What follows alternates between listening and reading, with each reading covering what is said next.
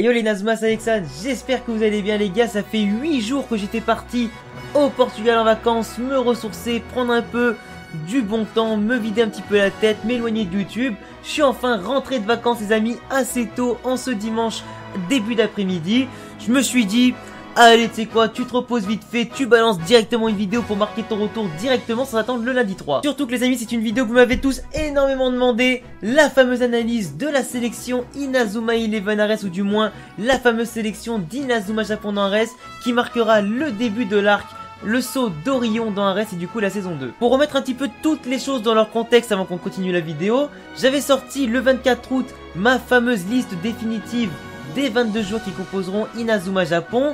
J'avais fait ma liste en fonction de deux images qui avaient fuité comme quoi elles pourraient être officielles, comme quoi les 11 joueurs d'Inakuni Raymond pourraient bien être dans la sélection, plus certains autres qu'on avait vu sur une petite image, notamment comme Hurricane, comme Archer, je crois qu'il y avait aussi Caleb, Isaki, etc. Du coup j'ai fait ma liste en fonction de ça, et malheureusement il s'est avéré que c'était seulement soit des post-it visuels, enfin des posts visuels, etc., des artworks pour montrer un petit peu la saison 2, mais il n'y avait rien d'officiel du côté d'Archer, d'Hurricane et tout ça. Du coup forcément, ma liste des 22 est un peu fausse. Surtout que le dimanche qui a suivi, donc même pas 2 jours après, il y a eu une sorte de Inazuma Eleven Festival au Japon qui a démontré du coup le début du deuxième arc de Inazuma Eleven Ares, avec notamment la sélection Inazuma Japon dévoilée au quasi complet, notamment 19 joueurs sur 22 dévoilés, et les 3 autres seront choisis par le public japonais. Et admettons que je sois un youtubeur super cool, etc., que j'avais pas forcément envie de me spoiler, vous avez tous été extrêmement nombreux les potos sur Snapchat, Twitter, Insta, Facebook, enfin j'en passe sur tous mes réseaux sociaux. Vous m'avez tous spammé avec les mêmes messages, avec les mêmes images visuelles qu'on avait pu voir notamment sur les sites d'Inazuma Eleven. Ouais Alex, tu penses quoi de la sélection? T'as vu un petit peu qui c'est qui a pas? Tu penses que ça va être qui les 3 joueurs choisis? Tu ferais quoi comme compo, etc. Alors j'avais dit du coup à chacun d'entre vous en commentaire, du coup message privé, comme je réponds à tout le monde en commentaire. Du coup c'est aussi pour ça que je t'invite souvent à me rejoindre sur tous mes réseaux sociaux, que ce soit notamment Instagram, sur Twitter et Snapchat, qui sont les 3 où vraiment je suis le plus actif en dehors de YouTube. Et je vous ai répondu que vous attendrez que je rentre soit le lundi 3 septembre, normalement le temps que je puisse me reposer, soit le dimanche 2 dans l'après-midi, si j'ai la foi dès que je rentre, de tourner la vidéo pour vous la faire. Et bien évidemment, quand je suis sympa, je vous la tourne à peine rentrée de vacances. Et franchement, si je peux donner d'abord, avant de dévoiler la liste petit à petit, pour qu'on puisse un petit peu débattre ensemble en même temps de tout ce qu'il y a, de ce qu'il n'y a pas, franchement la liste, elle casse des culs. Mais franchement, quand j'ai vu la liste en direct et quand j'ai lu les noms à chaque fois, poste par poste, j'étais choqué tellement la production elle m'a régalé, tu vois. Parce que c'est vrai que des fois la production, dans le déroulement des matchs, dans le rôle qu'ils donnent à certains joueurs, etc. dans la série, tu te dis, on nous chie un petit peu dans la bouche. Sauf que là, franchement, quand je vois la sélection de malades qui nous attend pour le deuxième arc d'Inazuma Eleven Ares, je me dis les gars, mais sur le terrain, entre la complémentarité technique entre certains joueurs, les niveaux tactiques qu'il va y avoir, le niveau technique et le niveau de, le niveau de jeu tout simplement, avec surtout le niveau d'expérience que certains joueurs ont, ça va être vraiment une équipe de fous barjots en fait. Là on a une équipe qui casse des culs, ligne après ligne, poste après poste. Il y a une concurrence de malade, parce que des fois certains postes tu sais pas vraiment qui mettre, tellement il y a de la concurrence et tellement t'as du choix, tu vois. Surtout en plus avec les 3 joueurs potentiels qui pourront rejoindre la sélection, il y a encore plus de concurrence, plus de choix. Ça va être carrément hyper difficile vraiment de ressortir vraiment un 11 type dans cette sélection. Et c'est ça qui est vraiment important en fait, parce que plus t'as du choix, plus t'as de la polyvalence, plus t'as de la concurrence, plus ça veut dire que ton équipe elle est forte et plus elle va être intéressante à faire tourner, et suivant les dispositifs que tu pourras installer. Du coup, si je peux me permettre, du coup nous allons passer à la liste. Alors là du coup j'ai la liste sous les yeux, parce que j'ai pas eu que ça à faire de la retenir de tête, tu vois ce que je veux dire. Donc là avec la liste sous les yeux, donc je vais passer les managers, on s'en bat les couilles hein. Pour commencer par les coachs qui sont déjà très importants dans Inazuma Eleven en général, on va commencer notamment par le coach de Raymond, qui sera le coach principal, le coach chinois que vous aimez tous par ses petites conneries, ses petites blagues, ses petites méthodes qui sont assez sympathiques. Ce sera donc lui le coach principal qui pourra sûrement tirer le meilleur potentiel de certains joueurs, notamment comme Isaki, comme peut-être Nosaka et tout ça. Il y a quand même pas mal de choses à en tirer, et je pense que ce coach là pourra quand même apporter autre chose. Et surtout là par contre, un point qui m'a un petit peu intrigué, c'est que le coach assistant, c'est pas notamment celui qui l'accompagne du coup chez Raymond ou quoi, c'est vraiment Percy Travis, le coach du coup de Sessugakuen dans Ares, et qui était donc le fameux coach principal de la sélection Inazuma Japon dans les premières saisons. C'est donc lui qui sera son coach assistant. Donc là on aura vraiment une opposition de style entre deux coachs bien différents, qui ont tous les deux une certaine approche du football, une certaine vision du football, tu vois, autant en termes tactiques que techniques et des méthodes d'entraînement. Et du coup c'est pour ça que ça va être assez intéressant justement de voir quel mélange pourra apporter ces deux coachs là, quels joueurs vont-ils faire progresser en particulier, qu'est-ce qu'ils vont apporter chacun au niveau tactique et technique à leur équipe, et comment vont-ils les faire progresser tout au long du tournoi. Là par contre le point interrogatoire, vraiment le gros point d'interrogation qui s'est posé dans cette sélection là. Est-ce que Nosaka sera victime de sa tumeur cérébrale ou pas? On a déjà vu du coup dans les derniers épisodes en plus là qu'il avait vraiment plus beaucoup de temps pour lui. Apparemment, d'après le visuel de la saison 2 et du moins vu la liste, il est présent dans la liste avec sa maladie. Donc est-ce qu'il pourra jouer au football? À mon avis, il ne pourra plus jouer au football, du moins pas peut-être un match entier ni une mi-temps. Il aura peut-être... Alors là c'est juste une analyse de ma part, hein. Moi je pense que Nosaka avec sa maladie, il va avoir le même rôle du moins que Julian Ross a dans Olivier Tom, on va dire, quand il rejoint la sélection japonaise. C'est-à-dire qu'il aura plus un rôle de lien entre les entraîneurs et les joueurs, et vraiment un joueur d'expérience de haut level qui est autant tactiquement que techniquement et au-dessus du lot, tu vois. Il pourra sûrement apporter des conseils pour remplacer ses potes, pour donner vraiment des conseils tactiques en temps voulu, tu vois. Et justement rapprocher un petit peu les coachs des joueurs et de l'équipe en général. Il aura vraiment un rôle de leader peut-être depuis le banc, où il pourra peut-être donner de la voix, apporter des choses extrêmement précieuses qui permettront à Raymond, enfin du moins à Inazuma Japon, pardon, d'avoir le déclic à certains moments des matchs pour peut-être l'emporter ou pas. Donc en plus, gros clin d'œil, il a le numéro 14, tout comme Julian Ross dans Olivier Tom. Donc est-ce qu'ils ont justement petit clin d'œil, le même rôle? Les deux ont une maladie, enfin l'un a une maladie cardiaque et l'autre cérébrale. Ils ne peuvent pas jouer un match dans leur intégralité sans être fatigués, sans avoir le contre-coup de leur maladie. Donc c'est possible que Nosaka dans son rôle là ait peut-être un rôle plus d'assistant du coach, un rôle plus explicatif et plus de guidage des joueurs, plus que de joueurs, on va dire, à moins qu'il puisse rentrer à la limite 5 minutes ou 10 minutes en défense ou au milieu de terrain pour contrôler le jeu vraiment et apporter un plus en cas de danger. Alors ensuite après, côté gardien, comme on pouvait s'y attendre, Norika malheureusement ne fera pas partie de la liste. Elle a pris énormément de buts, elle manque d'expérience, elle prend beaucoup trop de buts dans les matchs, elle a vraiment un ratio d'arrêt et de buts encaissés qui est vraiment horrible et dégueulasse à souhait. Tu pourrais limite le cracher à la gueule tellement elle est nulle. Du coup forcément, plus à mon avis, comme la règle des joueuses, donc que les filles ne peuvent pas jouer le football frontière international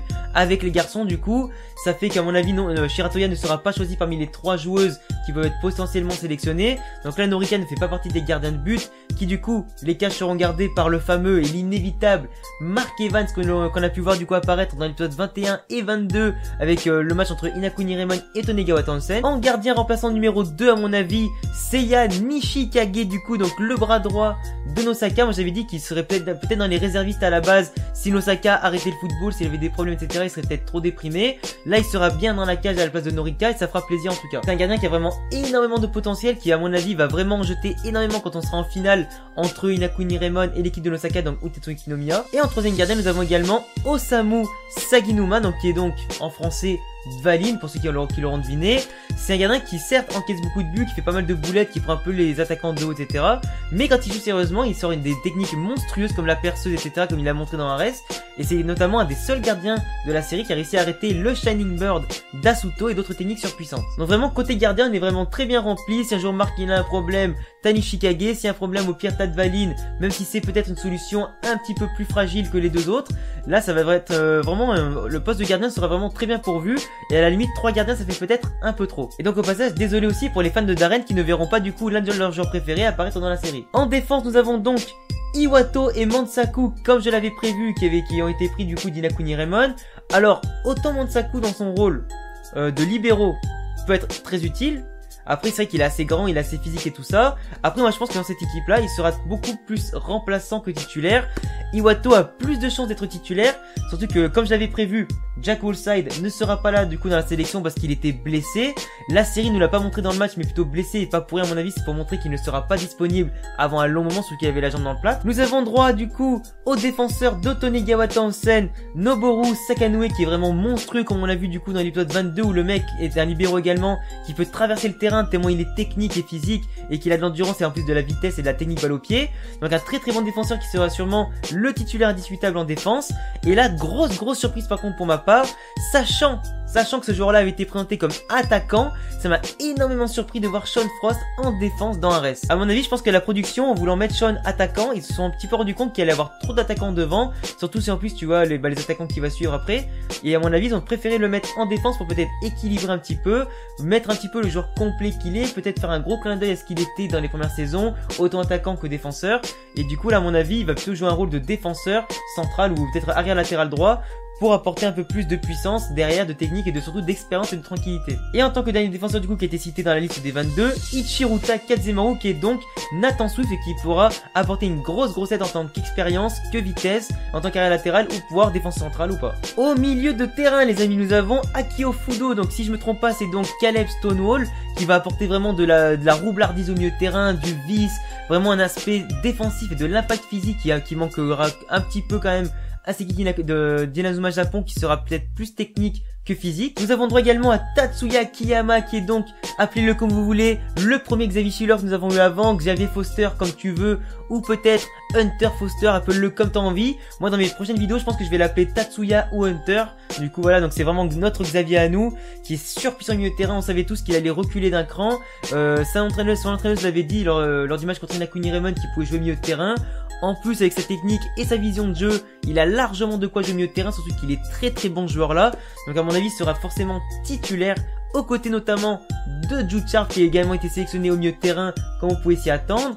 On a droit aussi à Kirina Iura d'Inakuni Raymond comme prévu, qui avec sa technique de la flèche de glace qui peut autant servir de tir que de passe lointaine, peut être extrêmement précieux dans les tactiques d'Inazuma Japon. Et là par contre nous avons droit aussi donc à Asuto, comme je l'avais prévu dans certaines vidéos, que s'il y a trop d'attaquants, Asuto pourra jouer milieu de terrain, parce que c'est un joueur qui a extrêmement de technique, qui a extrêmement envie de courir sur le terrain. On voit dans tous les matchs, on le voit partout. C'est limite pour moi un numéro 10 ou peut-être un numéro 8. Le mec il fait vraiment l'essuie-glace de haut en bas, gauche à droite. Il se donne pour tous ses coéquipiers. Du coup ce sera un petit peu du gâchis de laisser en attaque vu le potentiel offensif qu'on peut avoir dans l'équipe. Et là par contre il y a un joueur du coup qu'on a vu sur la fameuse affiche promotionnelle avec notamment Asuto et Nosaka du coup parmi les 3 personnages principaux mis en valeur, autre que le groupe de toute l'équipe qui est en bas. On a notamment un joueur extrêmement inconnu qui s'appelle Mitsuru Ichiochi. Alors pour l'instant on ne connaît absolument rien sur lui, on sait même pas d'où il vient. Je crois qu'il vient d'un club étranger si je dis pas de conneries ici. On a vu une info comme quoi il venait d'un club étranger. Donc c'est possible que le mec a beaucoup d'expérience à l'étranger, qui a peut-être rencontré des joueurs qu'il avait déjà rencontrés du coup dans son pays, là où il était. Donc on n'a pas d'infos exactes sur son pays là. Mais c'est un joueur en tout cas qui sera très important à mon avis, qui sera peut-être pas titulaire d'entrée, c'est possible, mais qui pourra apporter à mon avis son grain de sable au fur et à mesure, un petit peu comme l'avait fait Austin notamment. Et je pense que c'est un joueur qui sera très intéressant à suivre, en tout cas son design a l'air assez stylé. Et donc j'ai bien envie de découvrir un nouveau personnage, surtout que ça fera peut-être un petit vent de fraîcheur à la série. Même si dans un reste on a quand même découvert pas mal de nouveaux personnages qui méritaient quand même d'être plus mis en valeur que ça. Et là les amis, le meilleur pour la fin, enfin du moins pour certains on va dire, on a quand même un trio d'attaquants plus un, dont on va revenir à la fin. Un trio d'attaquants qui sera à mon avis titulaire et monstrueux, avec notamment Axel Blaze, Shuya Goenji notamment les gars. On a également Ryuhei Aizaki, attaquant notamment aussi, et surtout Hiroto Kira, le meilleur joueur pour moi de cette sélection japonaise parmi les 19 qui ont été cités. Parce que c'est clair que là parmi les 19 cités, pour moi le meilleur, du moins les meilleurs, si je pense citer 2 ou 3, c'est notamment en attaque Kira Hiroto sans hésiter. Je pense que Tetsuya il est meilleur que Jude sur certains points. Après ça se joue vraiment sur certains trucs, genre on va dire peut-être la vision de jeu, la passe ou quoi. Mais Tetsuya a vraiment un feeling avec la balle, a vraiment un charisme au milieu de terrain pour se faire comprendre par ses coéquipiers qui est monstrueux. Jude également, hein, mais je pense que Tatsuya et surtout Hiroto, c'est la paire à suivre dans cette équipe-là et la paire qui fera le plus mal aux adversaires. Après, évidemment, t'as la paire Asuto Aizaki, hein, mais t'as surtout aussi Axel Blaze qui est monstrueux. Enfin, comme je l'ai dit, t'as tous les joueurs, tous les postes sont pourvus pour être monstrueux, autant chez les titulaires que les remplaçants. Surtout que là, dans l'attaque remplaçante, t'as notamment Gujin. Alors, certains ne comprennent pas pourquoi Gujin a été pris. Moi, j'ai réfléchi un petit peu à ça et je pense que Gujin il a été pris pour apporter autre chose que certains profils qu'on peut déjà avoir en attaque. C'est un mec qui sait encore mieux se placer que les autres, comme on l'a pu voir dans certains matchs. C'est lui qui était super bien placé pour couper les frappes, pour couper les tirs. Il arrivait vraiment un sens de l'anticipation, du placement qui est vraiment super intéressant, qui peut être super cool à jouer, notamment sur les coups de pied arrêtés ou peut-être sur des points de fixation ou au cas où le gardien adverse anticipe beaucoup trop. Gujin peut arriver et du coup contrer le ballon dans la cage comme on l'a déjà vu faire. Et Gujin, je pense qu'il peut apporter autre chose, surtout qu'à mon avis, il risquera forcément d'un moment d'avoir peut-être une technique spéciale qui le mettra encore plus en valeur.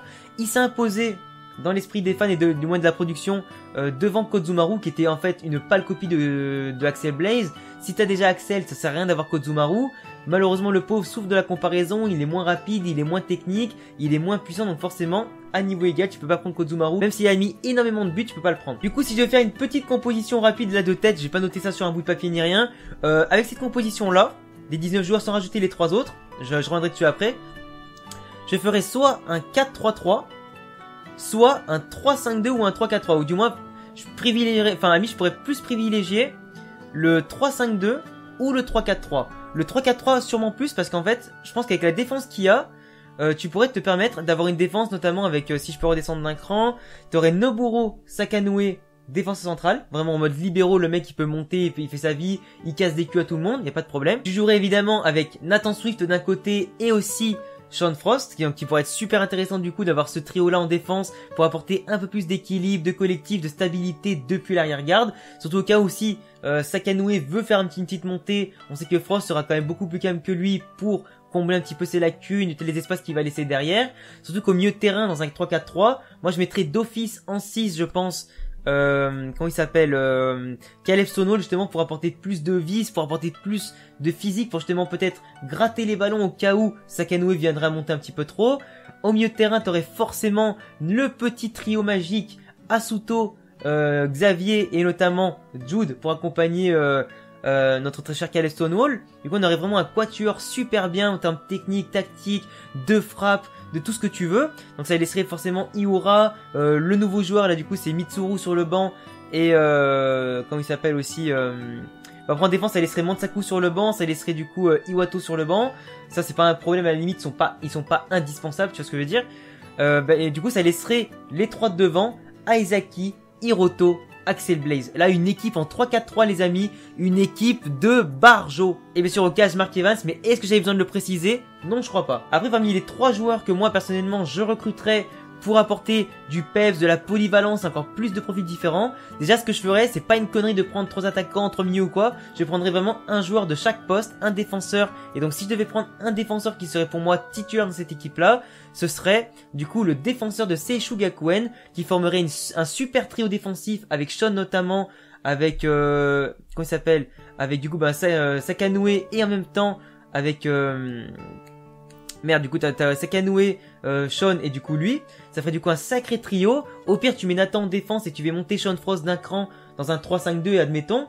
Ça serait quand même super intéressant à faire. En tout cas, t'as plein de choix tactiques à faire comme ça. Au milieu de terrain, je voterais bien pour Sam Ford. Sam Ford qui du coup connaît très bien Caleb, il connaît très bien Jude, il connaît pas mal les autres, donc ça pourrait quand même créer une alchimie entre les joueurs qui serait assez intéressante. Surtout qu'en plus, tu aurais droit du coup aux fameuses techniques combinatoires de la Royal Academy, ça pourrait être intéressant. Après, au milieu de terrain, sinon, en fait, soit Sam Ford, soit Jordan, mais je préférais Sam Ford. Et en attaque, par contre, sans hésitation, Hayden. Après, d'ailleurs, si je dis pas de conneries, normalement, il me semble que Hayden, il est en tête des suffrages pour l'instant, parmi les Japonais, parmi les votes des Japonais, donc il est très fort probable que nous avons du coup intégré Hayden à la série, surtout qu'en plus de ça, il aura du coup son duo avec Sean Frost, qui sera super intéressant à voir en valeur. C'est pour ça que peut-être les rapprocher sur le terrain tous les deux, dans un 3-4-3 ou un 3-5-2 au milieu de terrain, ou un attaque, un au milieu de terrain, ça peut être super intéressant de les mettre sur le même couloir. Après, Shiratoya, malheureusement pour elle, ne pourra pas participer. Aphrodite, en général, devrait partir pour la Corée du Sud.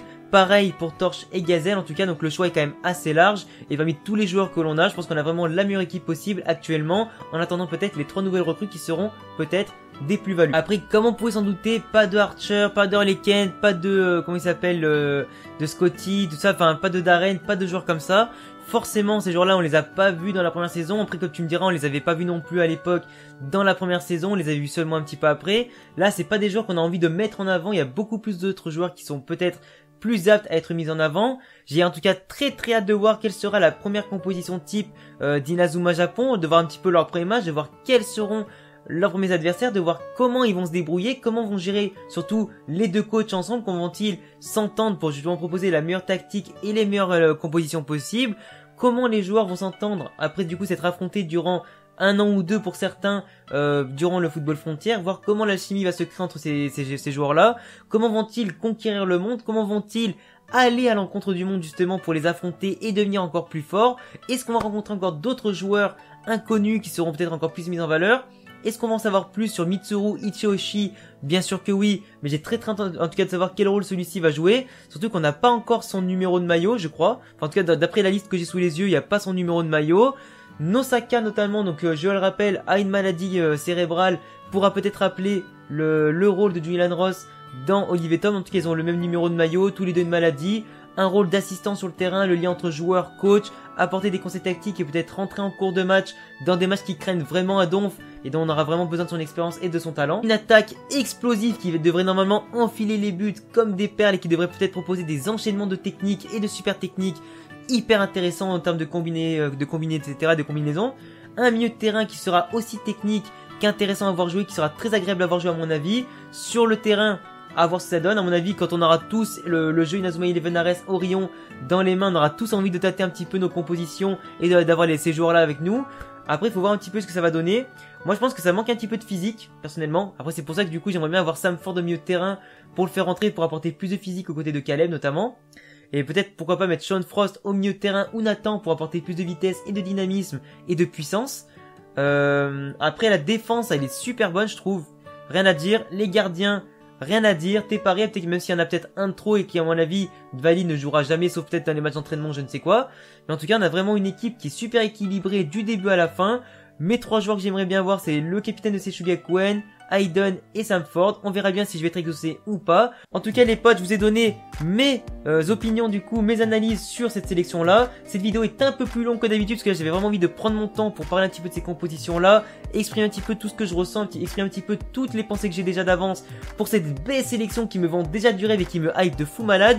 J'attendrai vos retours sur mes analyses et surtout vos propres analyses en commentaire. Dites-moi si vous êtes satisfait un petit peu de la sélection, quel joueur pour vous méritait d'y être ou pas, quels sont les joueurs qui manquent et que vous voudriez voir surtout parmi les 3 qui vont intégrer la sélection. Dites-moi tout ce qui vous passe par la tête, ça me fera super plaisir de vous lire. Je vous remercie encore pour tous ceux qui m'ont d'ailleurs souhaité mon anniversaire qui était donc le 29 août. Je vous invite du coup à vous abonner si vous aimez mes vidéos, si t'aimes mon contenu en général, autant Inazuma, les jeux vidéo, les podcasts un petit peu drôles, les mangas, les animés, tout ça.